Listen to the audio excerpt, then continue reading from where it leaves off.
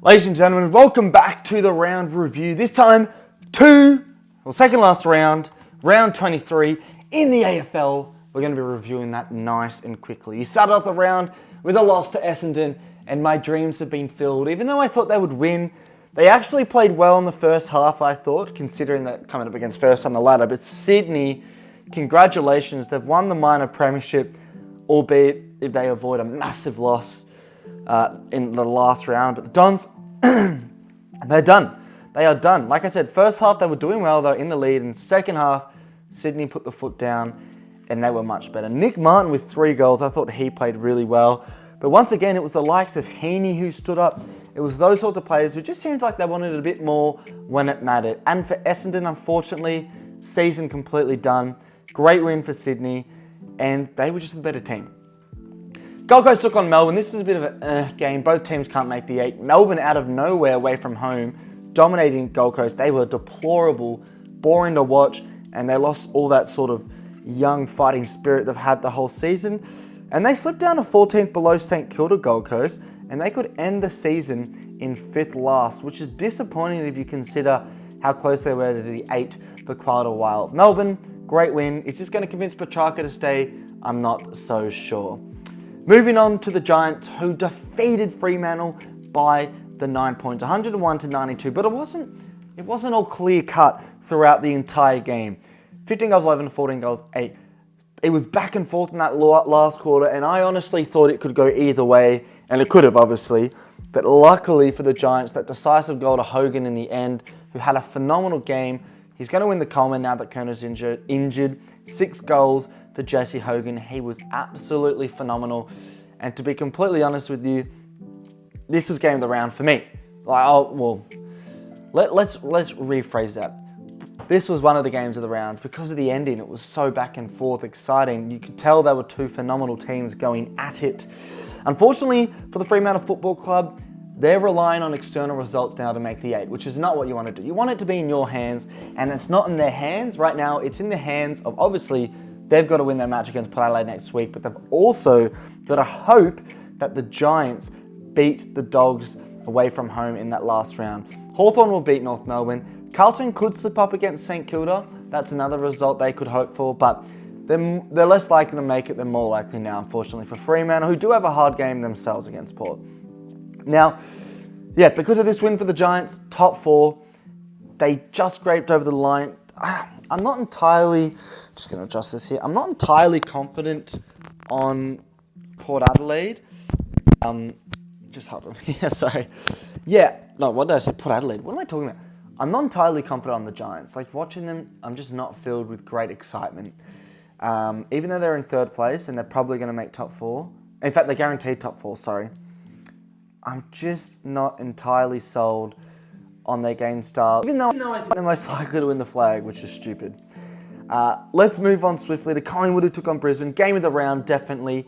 Brisbane had won it in the first quarter, and then Nick Dacos said, "Suck your filthy mother." Brisbane then clawed away in the 3rd quarter, and Collingwood came back, kicking the last 3 goals of the match. Lachie Schultz with 2 decisive goals, and Bo McCreary with that final snap, an amazing goal.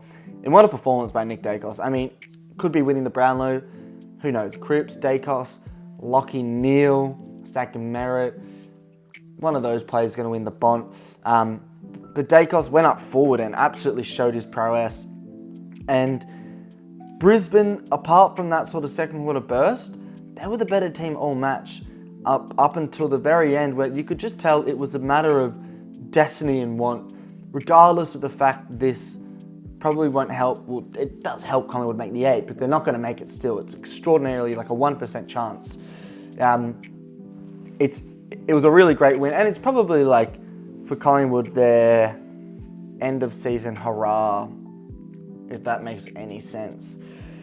I don't even know if that makes sense, but Brisbane probably won't make top 4 unless Geelong, who I'm actually not entirely sure who they're playing. They're playing the Eagles, so Geelong are probably going to win, which means Brisbane are probably not going to be making the top 4, sorry, I should say. Moving on to a game that was pretty fucking exciting, the derby. Port Adelaide took on Adelaide in a fantastic derby We all know the pre-match stuff with Rochelle, the teeth comments, the winding up he did. Look, Port Adelaide were in the second half much better. We all know that. Well, Adelaide at the start, you should say, were the better team. But Port Adelaide, yeah, second half were better. But the decisive moment, even though Port Adelaide won, and yes, they find themselves in top 2, the second on the ladder, guaranteed top 4, depending on how they play against Fremantle. Even though they're there, they're not going to have Houston for quite a while. Now, at the time of recording, his sentence hasn't been chosen yet, how long it's going to get, but it's going to be probably 5 weeks, which is round 24 or 23, round 24, yep. And it'll also be the finals matches. So even if they make the grand in Port Adelaide, he's not going to play Dan Houston, so it's disappointing for them. Zach Butters was absolutely crazy, out of this world performance from him. He was insane, and he's a Brownlow Smoky, I think.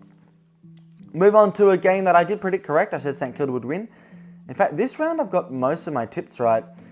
Yeah, St Kilda beat Geelong, and Geelong were much better until Jack Steele and St Kilda said, no fucking way. For some reason, they are the season destroyers, St Kilda, where even when they play any top 8 team right now, they win. And I don't know how they do it, but they fucking do it. And it was a great win against Geelong for the men in red, black and white. Not much to discuss about this game. The only outcome is Geelong are now less likely to make top 2 than more likely. They need 2 results and a big percentage boost to go their way. Moving on to the Dogs. Darcy kicked 7 goals. They absolutely dominated North Melbourne. 100-point victors, well, 96. So very close.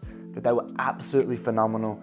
And yeah, look, to be completely honest with you, North Melbourne, they looked shot. They looked lost of confidence. Season over. They're pretty much guaranteed second last. They can't come third last. Unless Richmond pull a masterclass out in the last round, they can't come dead last. Bit of a dead rubber for them. And the Dogs, percentage boost, they don't really need. They've got the second best percentage in the comp. But much needed points. And they've got to beat the Giants next week to make the 8. I'm not going to talk much about the Richmond game because we all know I do a separate episode. But we got killed in the first quarter by Hawthorn. Because of that, we lost by around 60 points. 63 points to be exact. 131 to 68. Hawthorn were much better. Transitional team, they're amazing. In the last game, Carlton, who I did predict correctly, got a much needed win against West Coast, 99 to 34. They were outstanding. Patrick Cripps was outstanding. And fair fucking play to Brody Kemp kicking 4 goals as well. Hewitt, Newman, Hollins, Kennedy, they were all sort of firing together. And even though they're not guaranteed to make the 8, they had to get that win to have a chance. And they're in the 8 right now, which means it's in their hands. And that was round 23. Sorry, it's pretty rapid, but I've got to go. Here's to round 24, the last round next week. Stay tuned.